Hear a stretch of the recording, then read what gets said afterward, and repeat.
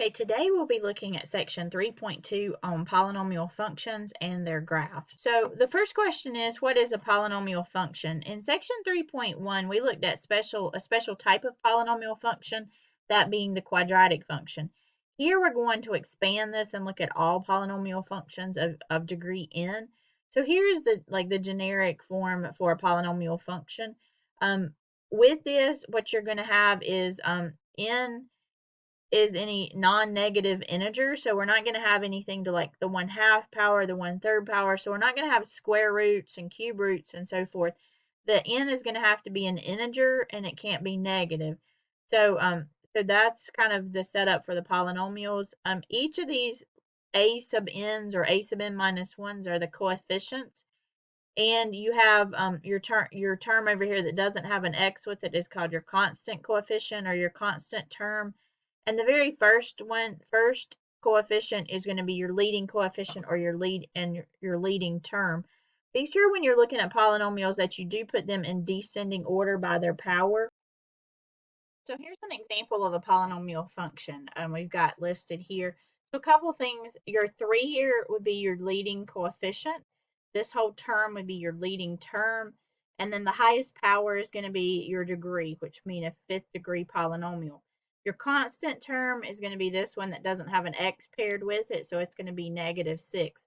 Just be sure that your powers are in decreasing order and your degree is going to be the highest of those. Okay, here's a couple others. This one has a degree of 1, a leading coefficient of 4, and a constant term of -7. This one would be a 2nd degree, and it has no constant term because there's no just number out here. This one would be a 3rd degree polynomial with a constant term of 10, and this one would be a 4th degree polynomial with a constant term of -2. Okay, so we have just basic polynomial functions that are like x to the 1st power, which would be a line, x to the 2nd, which would be the parabola, x to the 3rd, x to the 4th, and then x to the 5th, as you can see. So all of these are just monomials because they're one-term polynomial functions. Okay, we want to look at some of these different graphs that we get by doing transformations of the monomials. So looking at this one, we can see that we have a negative here in front of the x to the 3rd. If I look at the graph for this one, I'm going to have this dotted one is my basic x to the 3rd graph. We know from our translations and transformations that this negative here is a reflection in the x-axis. So if I took the blue graph and I reflected it in the x-axis, I'm going to have this red graph, which is the graph for negative x to the 3rd. If I look at this one, if I start out with a parent graph of x to the 4th, which is this U-shaped graph, and then I slide it to the right 2, then that's going to be the graph of this new polynomial function here. Here, if I have -2x to the 5th plus 4, the first thing that I would do would be actually looking at the x to the 5th graph. It's going to look something like this.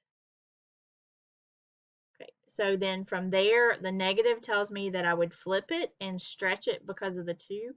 So I'm going to get a graph that looks like this blue one. And then the last thing that I want to do is shift it up 4 units, and I have a graph that looks like this.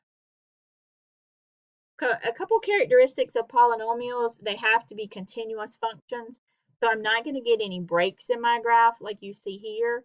I'm not going to get any holes in the graph like you see here. So neither of those would be allowed if it's going to be a continuous function. And a polynomial function has to be a continuous function. It also cannot have any of these sharp corners or cusp. So if it has any of those, which you usually would get from a piecewise defined function, not really from just an equation. So looking at those would not be continuous. When we talk about a polynomial function, it's very smooth and continuous.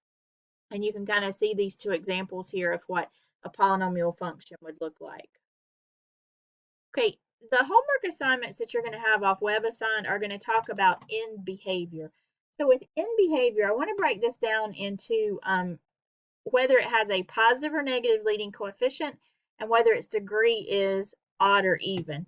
So looking at this one, we're going to start with a positive leading coefficient and an odd degree. So an odd degree would be something like x to the third, x to the fifth, x to the seventh, and so forth. So if I'm starting with something with an odd degree, then it has this general shape to it. If it's got a positive leading coefficient, then it's going to look like this. So that's its general shape. It might be shifted up or down. It might touch the x-axis more or less, but basically what you're going to see is that when you look at as x gets larger, meaning as x goes this direction, y is going to go to positive infinity. So if you have a positive leading coefficient in an odd degree, as x goes to positive infinity, y is also going to go to positive infinity. Here, as x goes to negative infinity, y is also going to go to negative infinity. So those are its end behaviors. And that's going to be true anytime you have a positive leading coefficient in an odd degree. So it's important to know just the general shape of these graphs. Okay, if I talk about still an odd degree, but a negative leading coefficient, so it's going to be reflected in the x-axis from what we were just looking at. You can see some of the graphs here. So as x goes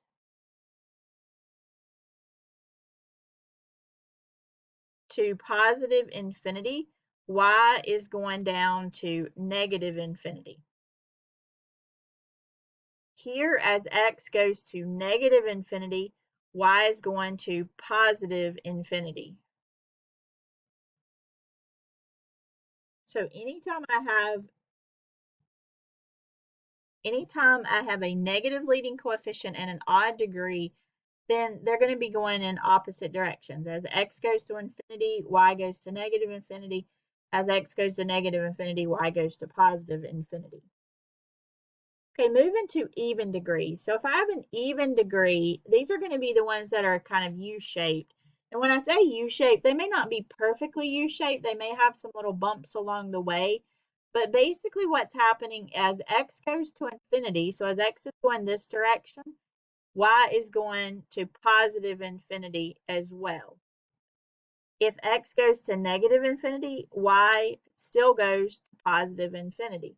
So if I have a positive leading coefficient and an even degree, they're always going to have this characteristic.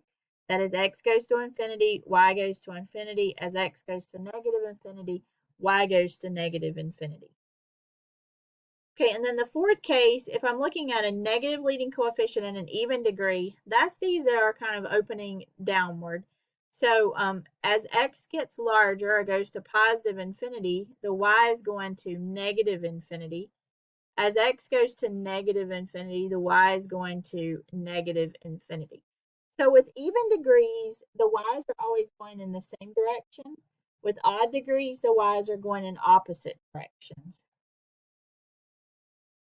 One thing to mention too, as these powers get higher, you can see that it flattens out. So here with an x squared, it's pretty round. It gets a little flatter. X to the 8th, it kind of gets more squared off. And this kind of shows you how that's happening here as these get larger and larger powers.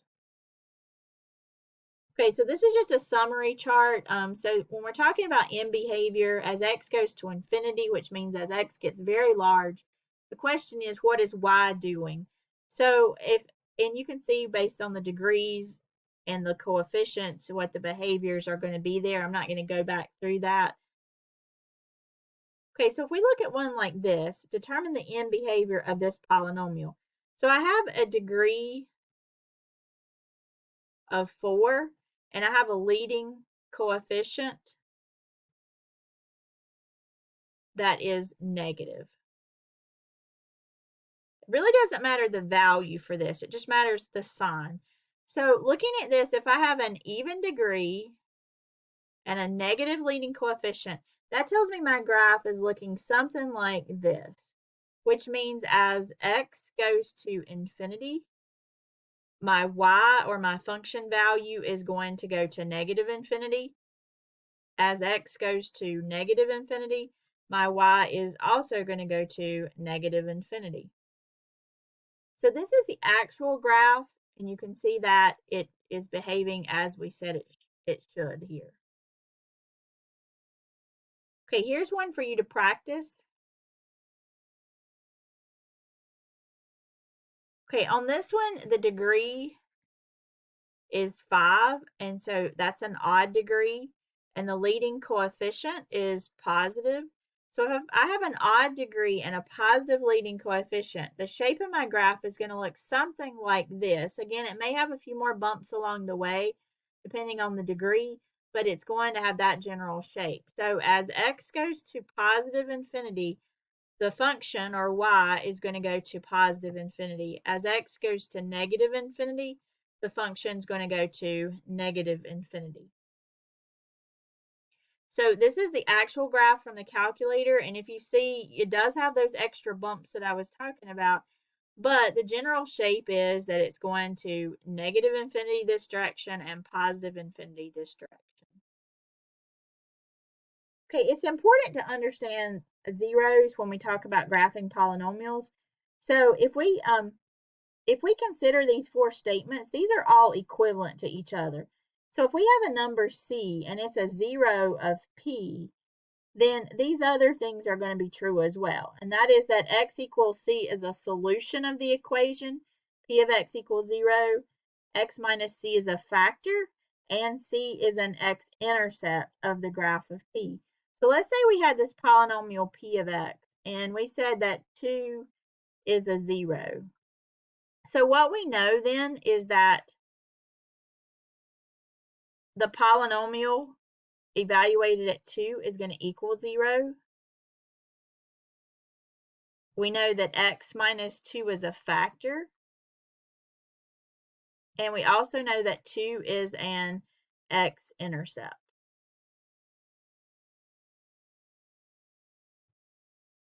Okay, so if we want to be able to find the zeros of a polynomial so that we can graph it, we want to first factor it and then use the zero product property. So if we start with this equation here and we factor it, and we get x minus 2 and x plus 3. So from this, if I set each factor equal to 0, I get x equals 2 and negative 3. So what I can say from that is that 2 is a 0 of this polynomial, which happens to be a quadratic, but it is a polynomial. 2 is a solution of this equation, so if I plugged 2 into it, I would get 0 out. X minus 2 is a factor of this, so if I divide x minus 2 into it, it divides evenly.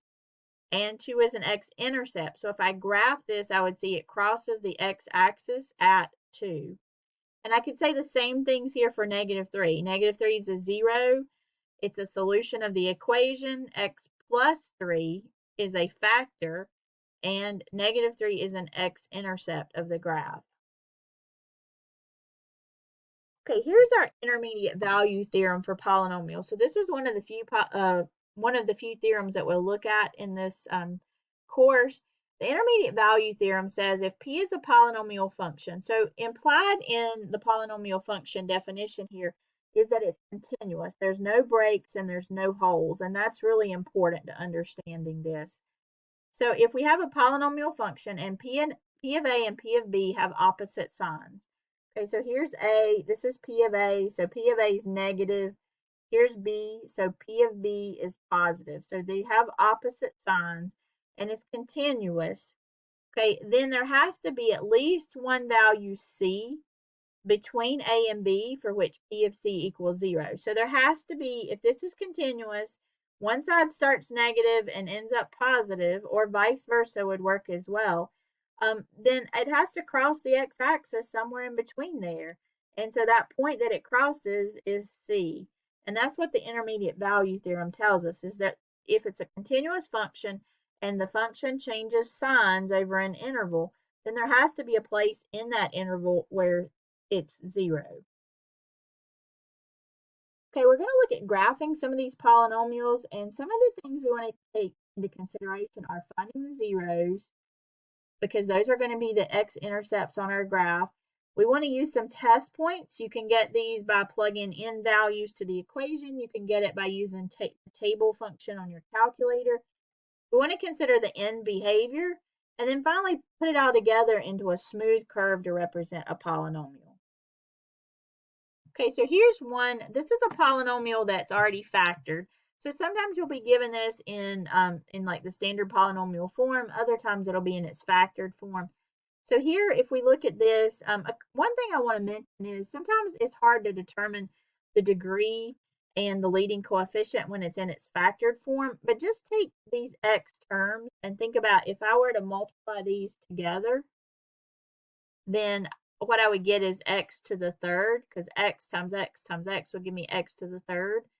So my degree would be 3, and my leading coefficient is going to be positive. So that's important when we go to graphing this. So our parent graph is this x to the third. That's from the degree part of it. And we can find our zeros by setting each one of these factors equal to 0, which we've done here and solved. So basically what that's telling me is that I have x-intercept at each one of those places. So I have an x-intercept at -2, I have one at 1, and I have one at 3. Okay, I have a cubic function with a positive leading coefficient. So if I consider my end behaviors, I know this is having to go in this direction and this is going in this direction. So I'm going to have it do something like this. And again, without plotting specific points, we're not going to know the exact points that it passes through other than the intercepts. But really, these are the main ones we're concerned about. So that gives us the basic shape of the graph. Okay, here's another one for us to consider. We're going to find the zeros and then sketch a graph of it. So if I look at this one, we want to factor it first. So if I'm going to factor this, I can take out a greatest common factor. And then this is a trinomial, so it will factor x minus 3 and x plus 1. So I want to set each one of these equal to 0, each one of these factors. This counts as a factor. So I get x equals 0, x equals 3, and x equals -1. If I look here, my degree is 3, and my leading coefficient is positive, so it's going to have this general shape to it. Okay, so when I go and plot this, and I'm just really looking for rough sketches, they don't have to be exact, because you can fill in the exact part with your calculator, but I don't want you to rely on your calculator for everything. So here, if I plot these, the first one is at 0, and then I have one at -1, and I have one at 3. Okay, so it's going to go up, down, and up. And again, we don't really know how far up or how far down. We just know it's going to have that general shape to it. Okay, so this, if I wanted to test some points, I could plug in some points in these intervals, kind of fill in the exact points and get a much more accurate graph doing that. Okay, here's another one. If we take out our greatest common factor, I'll take out an x squared. And I'm actually going to take out this -2 because I never like for my first term to be negative. So that's going to leave me with a 2x squared plus x and then -3. So if you're not sure about your signs, multiply it back through and make sure it equals what we started with here. So this is going to be, we'll factor this. If you're not comfortable with factoring it out by trial and error, then do your bottoms up method on this one. So what we need to simplify this here. Okay, so we get this factored. Just want to make sure we have it factored correctly here. So if we look, our first term would be 2x squared. Inner and outer is going to give me a 1x, and then last will give me -3. So looking at this, I'm going to set each one of my factors equal to 0 to get my roots or zeros or x-intercepts or solutions. All those words mean the same thing. So this is going to give me 0. This will give me -3/2. And this is going to give me 1. So when I go to sketch this, I've got a x-intercept here at 0, at -3/2, and at +1. And I also need to consider the degree. So the degree here is 4, so it has an even degree, and it has a negative leading coefficient. So it's going to have something like this for its general shape.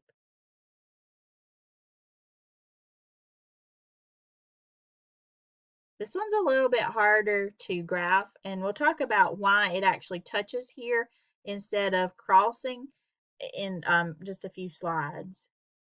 So this, you can see that this is the graph that you should have gotten for that. Ours was roughly that general shape and had those intercepts that we mentioned. Okay, another example here. This one, we've got 4 terms. So if you recall, to factor 4 terms, you're going to use grouping. So if I take out the greatest common factor of the first 2 terms, it'll be x squared. If I take out the greatest common factor here, I'm actually going to take out the 4 with that, the negative with that. So -4, that's going to leave me with an x minus 2. So then take out the greatest common factor of each of these terms. So x minus 2 and x squared minus 4. Keep in mind that this can be factored further, so I'm going to have x minus 2, and x plus 2 because this is the difference of squares. So my x-intercepts are going to be, if I set that equal to 0, I'm going to get 2, and I'm going to get -2. So -2 and 2. And if I look at this, I have a odd degree, and I have a positive leading coefficient. So my basic shape is going to be something like this. Okay, so this is the general shape of it. Again, as far as the touching part here, we'll talk about that a little bit later.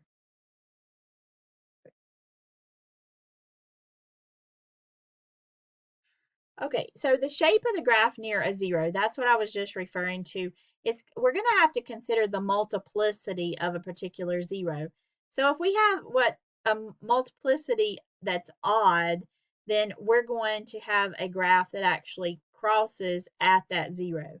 So the way that we're going to know what its multiplicity is what is the power of that factor. Whatever the exponent for that factor is, that's going to represent the multiplicity. If that power is odd, then it's going to cross, and if that power is even, then it's going to touch and turn back. It's just going to sit on the x-axis there. So looking back at some of these that we just finished here, if we look at this one, each of these factors had a multiplicity of 1. So this one had a multiplicity of 1, this one 1, and this one 1. So that meant because all those multiplicities were odd, it meant it crossed at each one of those intercepts.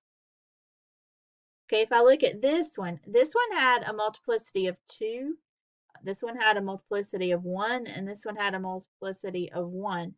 So that means this one with an even multiplicity is actually just going to sit there on the graph. It's not going to actually cross it. So whatever 0 corresponds with that factor that has an even multiplicity, it's going to just sit and not cross. Now these had odd multiplicity, so it crossed at -3/2 and it crossed at +1. Here, this one, if I were to rewrite it, this will be x minus 2 squared times x plus 2. So this one has an even multiplicity, and that's why it just sits here on the graph instead of crossing. This one has an odd multiplicity, so it's going to cross here. Okay, so factors with odd multiplicities cross the x-axis. Factors with even multiplicities will touch and turn back on the x-axis. Okay, so this is just another example here. This one has our zeros are 4 and -5. So 4 has a multiplicity of 1, meaning it occurs one time. -5 has a multiplicity of 2, meaning it occurs twice. So it's represented here with the even multiplicity of just touching and the odd multiplicity of crossing. Okay, if we look at one like this, sometimes it's hard to determine the degree and the leading coefficient with this. So like I mentioned before, find your x's and multiply all those together. So I'd have an x to the 4th Here I would have an x to the third, and here I would have an x squared. So if I multiply all those together, that's like adding my x. I'm going to add my exponents, so I'm going to have an x to the ninth. So I'm going to have an odd degree and a positive leading coefficient. So on this one, if I go to graph this, my zeros are going to be 0, 2, and -1, and I get those by setting each factor equal to 0. This one has a multiplicity of 4. This one has a multiplicity of 3, and this one has a multiplicity of 2. So it means here that it's going to touch, cross, and touch.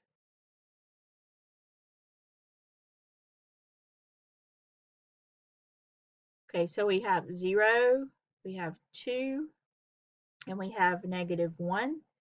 And when we look at this, we just said on the previous screen here, sorry, the previous screen we said we have an odd degree and a positive leading coefficient. So an odd degree and a positive leading coefficient is going to give me a graph that looks something like this. Okay, so I'm going to start down here, and I'm going to just, when I come to -1, I'm just going to touch there. So I'm going to go up and touch, come back down. At 0, I'm also going to just touch. So it's going to touch there and come back down. And then at 2, it's actually going to cross there. So it's going to go up and cross. And again, this is kind of a rough sketch. We can see the graph here as to what it's going to look like a little bit better. So it touches here at -1, it touches again at 0, and then it crosses at 2. I'm not expecting you to be able to do a graph like this without the calculator, other than just telling me its multiplicities and whether it's going to touch or cross at those particular places. Okay, talking about the local maximums and maxima and minima of polynomials. So basically, a polynomial in a lot of cases is not going to have an absolute maximum or an absolute minimum, because these go on forever in either direction. So there is no lowest point or highest point. We have these local maximum points and local minimum points. And that just means for a particular area of the graph, that's the highest value there, or that's the lowest value that we'll see in that region there. Okay, so we have a rule here for the local extrema of polynomials.